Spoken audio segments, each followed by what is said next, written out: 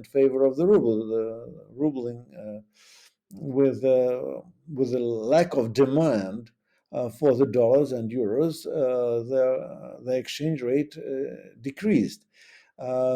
Central bank and the Ministry of Finance made a few attempts to increase the exchange rate of the dollar, but it didn't work out, because then you have to spend a lot of money just to work to act against your own currency, which is very absurd. And to destabilize your own currency. And also, there is another danger, that once they really go the other way around, once they manage to depreciate the ruble, there is no clear red line where it's going to stop. Maybe so you can work on the ruble, trying to depreciate it somewhat, and then it will collapse. So that's not something central bank would like to happen.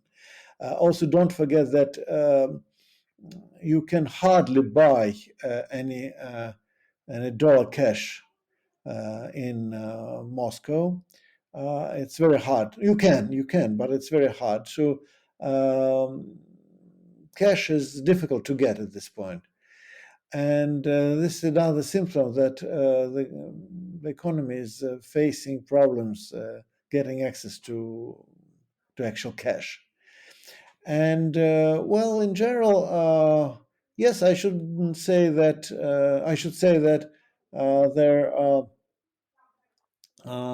the feeling of ordinary people about their life is very different compared to what it used to be, say, a year ago. In the sense that the life of ordinary Russians was very difficult, very hard a year ago. People were very poor, and they were getting poorer and poorer by the day already a year ago, or maybe 2 years ago. So the situation deteriorated for quite a few years, and it's just gradually deteriorating the same way, at the same pace as it used to. So in that sense, you cannot even say whether it's sanctions or war or anything, because it was bad, it's getting worse, it's going to get worse, and that's how it is normal for here. So the panic you can see among economic managers. These people are really panicking. These people are really panicking because they don't know what to do with their businesses, they don't know how to sell, they don't know how to get the spare parts, they don't know how to deal with logistics. And once you speak to the people who are in business, who are in their management of big companies, these people are really, really desperate. One of the most important things I find in reading your analysis, Boris, and in just talking to you over the years and knowing is that you have insights that I think you're able to articulate for Western left audience so that they can understand things in better context. And so with that in mind, I want to ask you to address what is probably the most popular talking point among those on the left who, for various reasons, bolster some of the Kremlin's talking points, and that being that the war isn't really about Ukraine.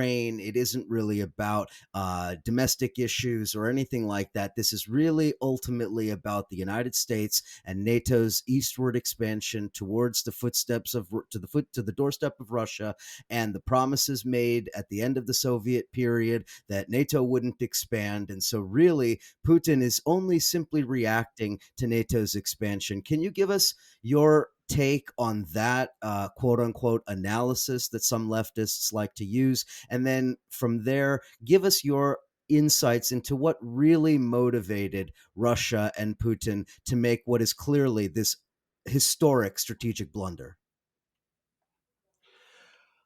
It is true that Western policies towards Eastern Europe and Russia were imperialist. There is no doubt about it. And NATO expansion was real, and NATO was really getting to the doorsteps of Russia even without any real reason for that to happen. If you are taking the period of early 2000 up to probably 2010, 2012, because ironically, it was exactly the Putin's war against Ukraine which post factum gave justification to the nation expansion in Eastern Europe. If we were taking the previous period, the NATO expansion could not be justified by the conflict with Russia because there was no such conflict.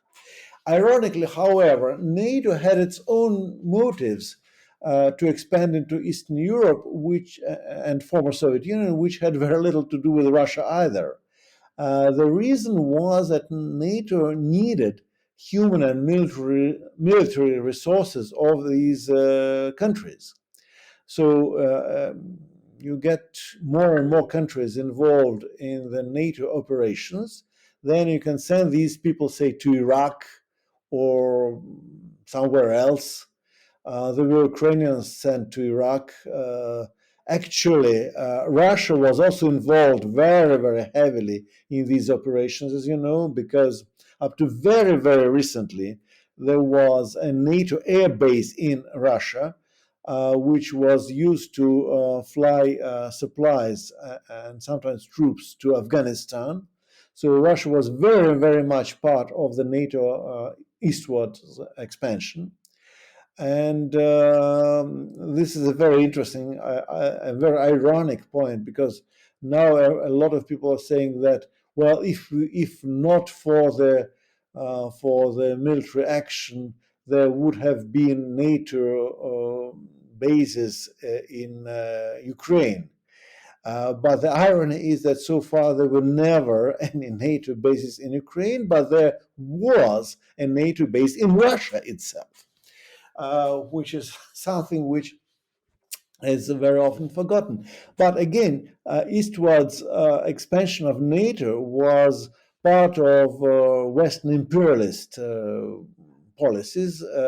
But the interesting point is that up to probably 2014, it had very little to do with Russia. It was much more about Iraq, Afghanistan, Iran, and well, maybe China to some extent, and so on.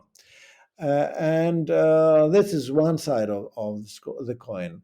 And the other side of the coin, which is Russian sub-imperialism, let's put it this way, because Russian elites accumulated enormous quantities of money, of hard currency throughout the Putin era.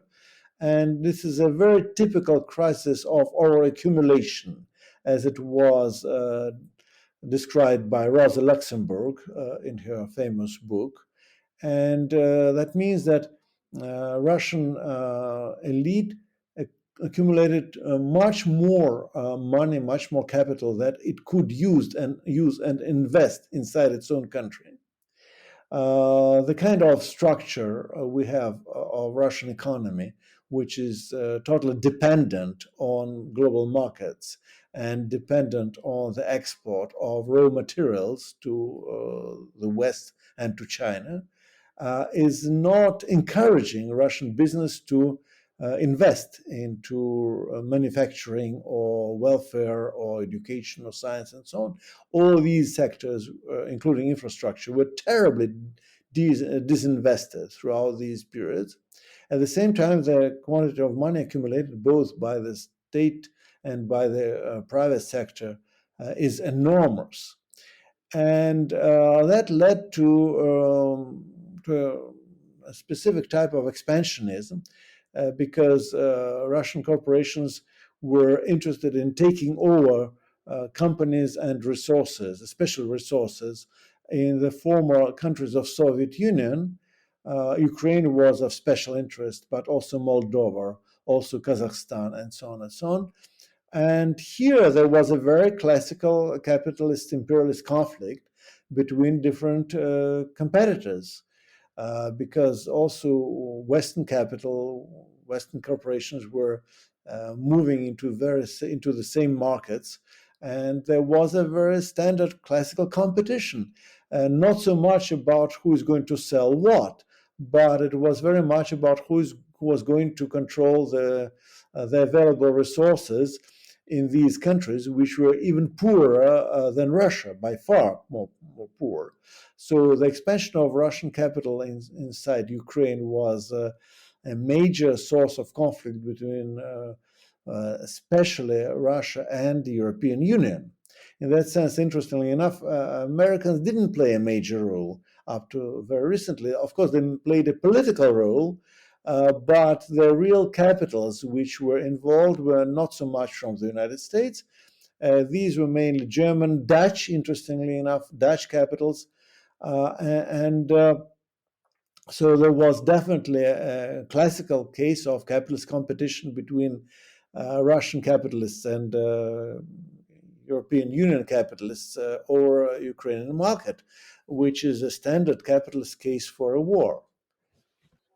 And the last time that we spoke, Boris, unfortunately, we had technical issues, but you had gone into an explanation that I thought was really important for people to understand that, of course, yes, everybody understands it's like a priori knowledge that the United States is an imperialist power, NATO is its military power projection arm, and imperialists do what imperialists do. But you mentioned in our prior conversation, one, the disaster of the election results in, what was that, a year and a half ago now, the disastrous election, the fact that the United Russia Party was unable, even with the vote rigging and everything, was unable to really come out looking like anything but embarrassed or humiliated, the protests on the streets. Talk a little bit about some of these domestic issues that you have argued previously were some of the key drivers of this invasion, rather than these external forces like the US, NATO, these inter-imperialist rivalries and so forth.